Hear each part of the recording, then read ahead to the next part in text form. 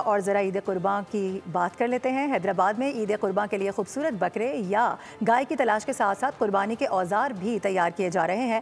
लोहारों के कारोबार की सूरत हाल बता रहे हैं इरफान आराई। जी, ईद कुर्बान के करीब आते ही लोहार जो हैं उनका काम भी चमकने को तैयार है। इस वक्त तैयारी की जा रही है। छुरियाँ, बोगदे, इंगीठियाँ, सीखें ये तैयार की जा रही हैं ताकि कुर्बानी करने वाले जो भी शहरी हैं उन्हें आसानी मुहैया हो सके। और रेट क्या हैं, कीमतें क्या हैं गुज़िश्ता साल की निस्बत इस साल, हम यहाँ शॉपकीपर से जानने की कोशिश करेंगे। अब ये है कि हमारे को इस काम में सब में बड़ा जो मसला आया था वो आया था लाइट का, लोड शेडिंग का।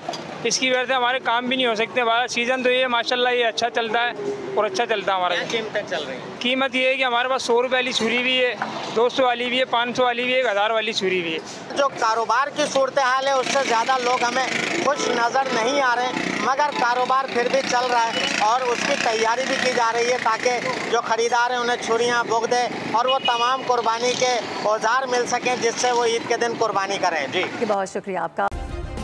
सब्सक्राइब करें और बेल दबाएं ताकि कोई खबर रह न जाए।